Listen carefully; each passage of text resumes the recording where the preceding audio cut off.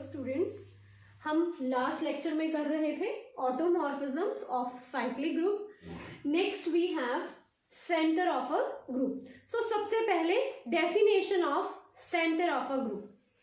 सो definition में let G be a group set of all those elements of G which commute with every element of the group is called center of the group G and it is denoted by ZG. Thus we have ZG as Z, all Z belongs to G such that Z is equal to XZ for all X belongs to G. अगर मैं इसको मोर simplified तरीके में बोलूं तो अगर आपके पास कोई ग्रुप G है और उसमें 11 एलिमेंट्स पड़े हुए हैं A1 A2 up to A11, तो इसमें से वही एलिमेंट सेंटर में जाएंगे ZG में जो सारे एलिमेंट्स G के सारे एलिमेंट्स के साथ कम्यूट करेंगे. सपोज आपके पास A1 है, A1 इन A2 से लेके A11 तक जितने भी एलिमेंट्स हैं सबके साथ कम्यूट कर रहा है. मीन्स आपके पास A1 into A2 is always equal to A2 into A1, A1 into A3 is always equal to A3 into A1 and so on. A11 into A1 is equal to A1 into A11.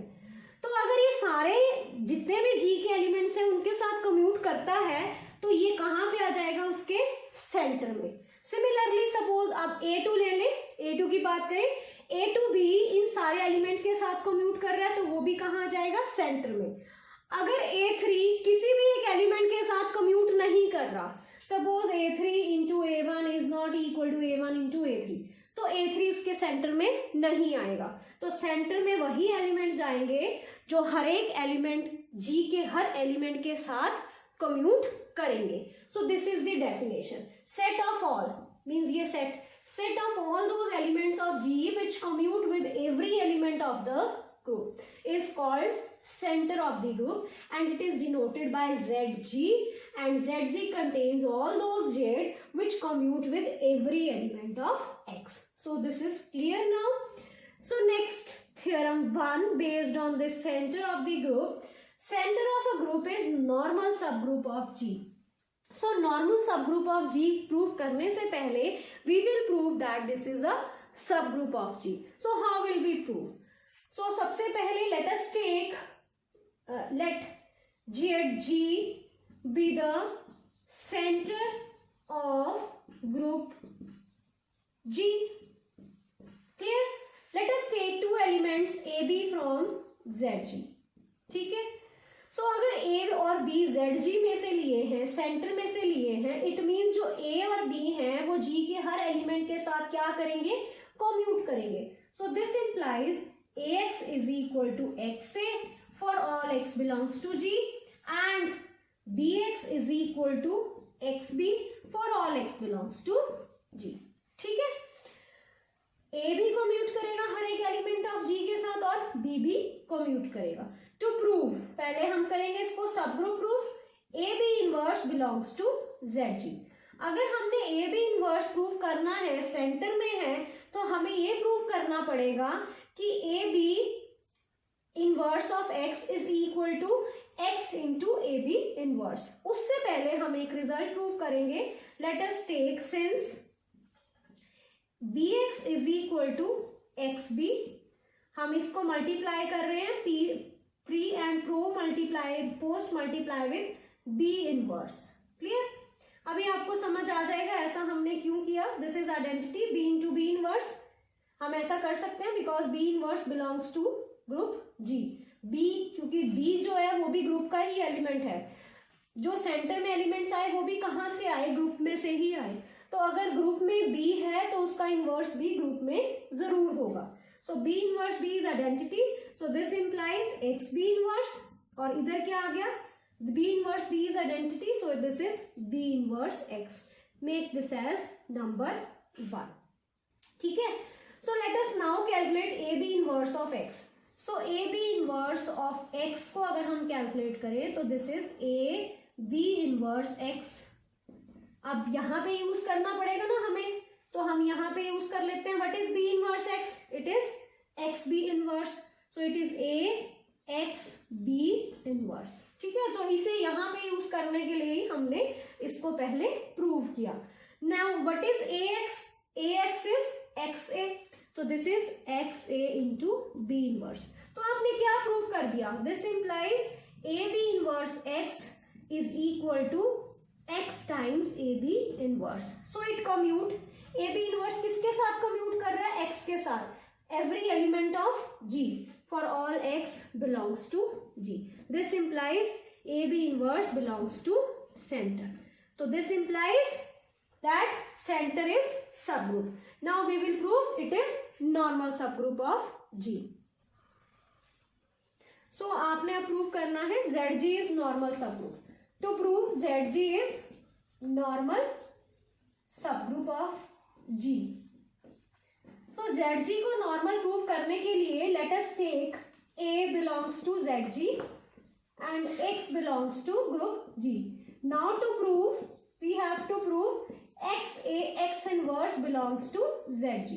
अगर हम ये prove कर दें तो आपका क्या prove हो जाएगा कि this is a normal subgroup of G. So let us calculate now X inverse. So this is X inverse. What is XA? XA is AX. So it is AX into X inverse.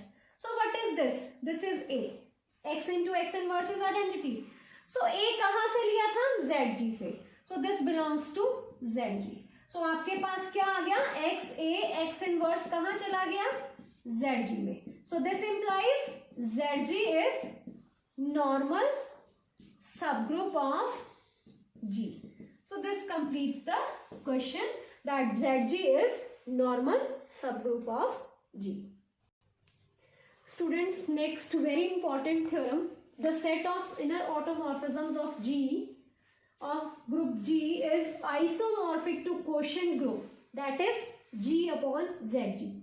ZG is center of group, तो which is always normal. अभी हमने ये prove किया. Therefore G upon ZG become a quotient group. So we have to prove inner automorphism of G is isomorphic to quotient group of G. Clear? So let us define proof of the theorem. Proof. Let us define a map F from G to inner automorphisms of G. ठीक है? Inner automorphisms of G. Such that f of A is equal to TA inverse for all A belongs to G. A हमने कहाँ से लिया? G में से. So we will first prove that this f is well defined क्योंकि हमने खुद से define किया. Then we will prove it is onto and homomorphic. जब भी आपके पास well defined, onto और homomorphism prove हो जाएगी तो हम by fundamental theorem of homomorphism से हम इसको क्या लिख सकते हैं? G upon kernel of F जो है वो आइसोमॉर्फिक होगा इनर ऑटोमॉर्फिज्म ऑफ G के. ठीक है, तो अब हमें क्या प्रूव करना रह जाएगा कि ये जो कर्नल ऑफ F है ये किसके इक्वल है? एग्जैक्टली सेंटर ऑफ ग्रुप के. ठीक है, सो हम यहाँ पे यूज करेंगे सबसे पहले फंडामेंटल थ्योरम ऑफ होमोमॉर्फिज्म. उसके लिए हमें F को ऑनटू एंड होमोमॉर्फिक प्रूव करना पड़ेगा. बट उससे पहले हम इसको प्रूव करते हैं that this map is well defined map. So F is well defined. How will we prove F is well defined? Let A is equal to B. ठीक है, तो अगर A और B हैं तो उनके इनवर्स भी इक्वल होंगे. सो दिस इंप्लाइज अगर हम इनकी ऑटोमॉर्फिज्म्स ले लें बिकॉज A और B इनवर्स इक्वल हैं तो this is also equal. So this implies, what does this implies? ये आपके किसके इक्वल है? F of A is equal to F of B. So this implies F is well defined map. Clear? Well defined के बाद let us calculate that this is onto also. So onto के लिए for every inner automorphism ले लो. For TA belongs to inner automorphisms of G. let हम ले लेते हैं inner automorphism कहाँ से? TA from G से where A belongs to G. ठीक है, ये A कहाँ से होगा? G से. तभी आपके पास टी ए जो इनर ऑटोमॉर्फिज्म होगी वो कहाँ पे होगी, इनर ऑटोमॉर्फिज्म ऑफ जी में, अगर ए जी से लेते हैं। अगर आपके पास ए जी में है तो ए इनवर्स भी वहीं पे होगा, ठीक है। तो अगर आपके पास ए इनवर्स जी में है तो आप टी ए इनवर्स भी कैलकुलेट, टी ए इनवर्स जो है वो भी इनर ऑटोमॉर्फिज्म्स में होगा। सो लिखो, so what is F, late us calculate F of for every, what is f of a inverse? A inverse is t of a inverse का inverse, क्योंकि f of a क्या है, t inverse a inverse, तो what is f of a inverse? This is f of a inverse का inverse which is t a, ठीक है। so यहाँ से क्या follow हुआ, यहाँ से ये follow हुआ for every t a there exists a inverse belongs to, for every t a inverse t a here there exists a inverse belongs to G such that f of a inverse is equal to t of a, that is t of a की क्या pre image मिली आपको, a inverse, ठीक है। so this implies for every t a belongs to inner automorphism of G there exists at least one a inverse belongs to G such that f of a inverse is equal to t a inverse inverse is equal to t of a. So this implies f is onto. अगर आपके पास f onto है, अब हम करेंगे f homomorphism. अगर आपके पास f homomorphism हो गया, f homomorphism भी आप प्रूव कर दो तो आप फंडामेंटल थ्योरम ऑफ होमोमॉर्फिज्म यहाँ पे यूज कर सकोगे। तो f homomorphism के लिए let us calculate f of AB. What is f of AB? This is t of AB inverse. अब स्टूडेंट्स हमें यहाँ पे देखना पड़ेगा t of AB inverse किसके इक्वल होगा। अभी मैं लिख देती हूँ this is B inverse A inverse, और हम इसको हमेशा लिख सकते हैं this is t A inverse into t of B inverse. So what is t A inverse? It is f of A, and what is t in B inverse? It is f of B. But हमने इसको कैसे directly यहाँ पे use करा, let us prove what is T of A into T of B equal to, ठीक है। अगर हम इसको कैलकुलेट करें तो ये किसके इक्वल आएगा, this is T A of inner automorphism, definition B inverse x B.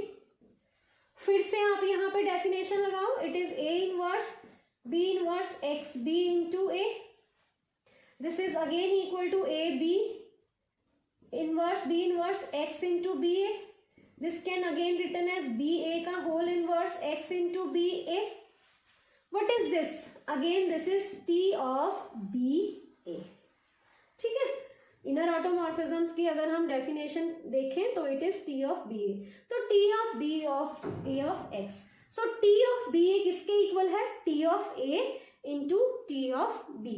तो ये रिजल्ट मैं यहाँ पे यूज कर रही हूँ, t of b inverse a inverse किसके इक्वल आ जाएगा, t of a inverse into t of b inverse. So clear? So this is equal to f of a into f of b. So this implies f is homomorphic, ठीक है। So let us now apply fundamental theorem of homomorphism. By fundamental theorem of homomorphism, we have G upon kernel of F is isomorphic to inner automorphism of G. But हमने proof क्या करना है, G upon ZG is isomorphic to inner automorphism of G. So let us now calculate kernel of F. So kernel of F में all those x belongs to G such that fx is equal to identity, ठीक है। कहाँ पे map हो रहे हैं, identity पे map हो रहे हैं। So what is fx here, what is fx here, t of x inverse is equal to identity। यहाँ पे जो हमने मैप लिया था, यहाँ पे मैप क्या लिया था, f of a is equal to t a inverse, so f of x क्या आ जाएगा, t inverse, ठीक है। Now apply this on elements of G. So हम ले लेते हैं x belongs to G and apply this on elements of G. Let us take Y. To avoid confusion, X की जगह we will take Y. For all, हम सारे elements पे calculate कर लेते हैं. All Y belongs to G. So this is equal to X belongs to G. T inverse of Y. अब इस पे आप क्या definition लगाओ inner automorphisms की. So it is X inverse का inverse Y into X inverse is equal to identity of Y is Y for all Y belongs to G. So this is equal to X belongs to G such that X inverse का inverse is X into Y. X inverse is equal to Y for all Y belongs to G. Now post multiply this with X. What will you get? This is X belongs to G such that XY X inverse into X is equal to Y into X for all Y belongs to G. ठीक है? X inverse into X is again identity, so it is for all X belongs to G such that XY is equal to YX for all Y belongs to G. So what is this? वो सारे X G में जो G के elements के साथ commute करें तो वो क्या होंगे? सेंटर. कहाँ चले जाएंगे? Centre of the group. So आपके पास कर्नल ऑफ एफ एग्जैक्टली किसके इक्वल आ गया? सेंटर ऑफ ग्रुप के equal. So this implies G upon center of group ZG is isomorphic to inner automorphisms of G. So this completes the theorem.